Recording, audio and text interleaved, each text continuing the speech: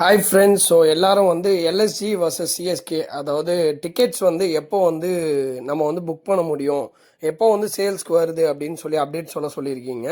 So அதை வந்து கண்டிப்பாக நான் இந்த வீடியோவில் வந்து சொல்ல போகிறேன். அதுக்கு முன்னாடி ஒரு சின்ன அப்டேட் வந்து வந்திருக்கு. இது வந்து ஒரு சேடான நியூஸ் அப்படின்னு நம்ம வந்து சொல்லலாம். ஏன் அப்படின்னா, டெவன் கான்வே பற்றி எல்லாருக்கும் தெரியும். ஸோ அவருக்கு வந்து லெஃப்ட் தம்பில் வந்து ஒரு சின்ன ஃப்ராக்சர் இருந்துச்சு. பட் ஆனாலும் அவர் வந்து ஆப்ரேஷன்லாம் முடிஞ்சிருச்சு. சிஎஸ்கேக்கு வந்து மே மந்தில் வந்து கண்டிப்பாக ஜாயின் பண்ணிடுவார் அப்படின்னு சொல்லி தான் எதிர்பார்ப்பு இருந்துச்சு. அந்த ஹோப் வந்து இன்றைக்கி வந்து இல்லைன்னு சொல்லி ஆயிருக்கு.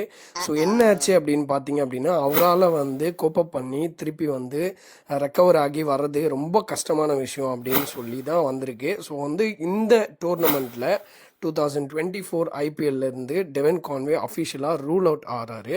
ஸோ இப்போ ரூல் அவுட் ஆகிட்டாரு. ஸோ இப்போ இதுக்கு ரீப்ளேஸ்மெண்ட்டாக வேறு யாராவது பிளேயர்ஸ் நம்மளுக்கு கிடைப்பாங்களா அப்படின்னு சொல்லி பார்க்கும்போது ரிச்சர்ட் கிளீசன், ஸோ இவர் வந்து ஸ்குவாடுக்கு வந்து வெல்கம் பண்ணியிருக்காங்க சிஎஸ்கே.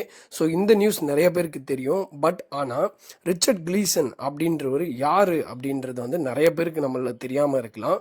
ஸோ ரிச்சர்ட் கிளீசன் வந்து பார்த்தீங்க அப்படின்னா அவருக்கு வந்து ஏஜ் வந்து 36 அப்படின்னு சொல்கிறாங்க.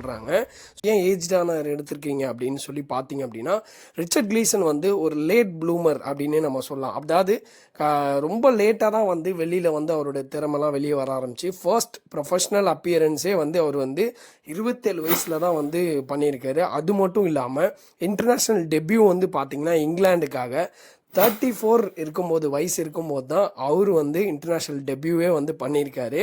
ஆனால் லேட்டாக வந்தாலும் லேட்டஸ்ட்டாக வருவாங்க அப்படின்னு சொல்லுவாங்கள்ல. ஸோ அதுக்கு ஏற்ற மாதிரி தான் இவரோட பர்ஃபார்மன்ஸ்லாம் இருந்திருக்கு. ஸோ 2022லேயுமே கூட T20 மேட்ச்சில் வந்து பார்த்தீங்க அப்படின்னா 8 பால்ஸ் வந்து மொத்தமாக பவுலிங் வந்து போட்டிருக்காரு. ஆனால் அந்த 8 பால்ஸில் தரமான சம்பவத்தை வந்து பார்த்துருக்காரு.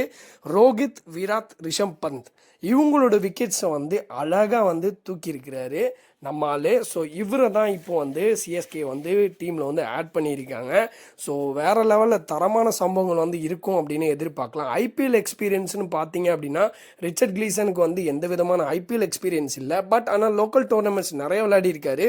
BPL, BPL, SA20, ILT20. So இந்த மாதிரி நிறைய டோர்னமெண்ட்ஸில் 90 மேட்சஸ் வந்து ஆடிருக்காரு. அது மட்டும் இல்லாமல் தலைவர் 101 விக்கெட் எடுத்திருக்காரு 90 மேட்சஸ்லேயே. எக்கானமி ரேட்டும் வந்து ரொம்ப வந்து அதிகமாகலாம் இல்லை, 8.18 கிட்ட வச்சிருக்கிறாரு.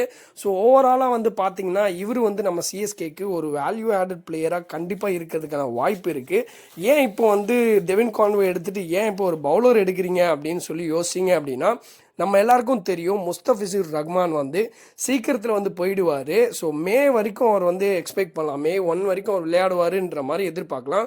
பட் ஆனால் அதுக்கப்புறமா அவர் போயிட்டார் அப்படின்னா அந்த இடத்த ரீப்ளேஸ் பண்ணுறது கண்டிப்பாக ஒரு ஆள் தேவைப்படும். ஸோ அப்போது ரிச்சர்ட் கிளீசனை வந்து நம்ம வந்து யூஸ் பண்ணிக்கலாம் அப்படின்றதான் பேக் ஆஃப் பிளானே இருந்திருக்கு.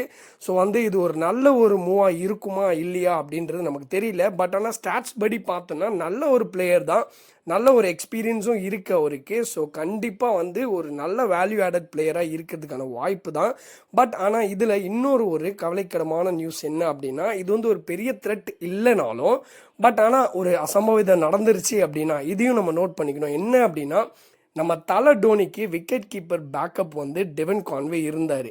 பட் ஆனால் இப்போ வந்து பார்த்தீங்கன்னா யார் இருக்கா அப்படின்னா ஒரே ஒரு ஆள் தான் இருக்காங்க. அதுவும் வந்து அண்டர் 19 இருக்கிற அராவலே அவினாஷ். ஸோ இவர் தான் வந்து இப்போதைக்கு தலை டோனிக்கு ஒரு பேக்கப் பிளான், அதாவது விக்கெட் கீப்பிங்கு பேக்கப் வந்து ஆள் வேணும் அப்படின்னா ஒரே ஒரு ஆள் தான் நம்ம டீமில் இருக்காங்க. டெவன் கான்வே இப்போ கிடையாது. ஸோ அண்டர் 19 இருக்க அரவாலி அவினாஷ்.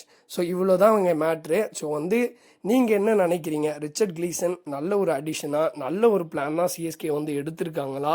ஸோ டெவின் கான்வே இல்லாதது நம்மளுக்கு வந்து கண்டிப்பாக ஒரு பாதிப்பாக இருக்குமா? என்ன நீங்கள் நினைக்கிறீங்களோ அதை வந்து கமெண்ட்ஸில் மென்ஷன் பண்ணுங்கள். அது மட்டும் இல்லாமல் எல்லாரும் எதிர்பார்க்குற மாதிரி சிஎஸ்கே டிக்கெட்ஸ்க்கு வந்து அப்டேட் வந்து சீக்கிரத்தில் நான் கொடுக்க போகிறேன். ஸோ என்ன எதிர்பார்க்குறோம் அப்படின்னா சிஎஸ்கே வர்சஸ் எல்எஸ்ஜிக்கு டிக்கெட்ஸ் வந்து 20th, அதாவது 20ஆம் தேதி வரலாம் அப்படின்னு சொல்லி அன்அஃபிஷியலாக நியூஸ் வந்திருக்கு.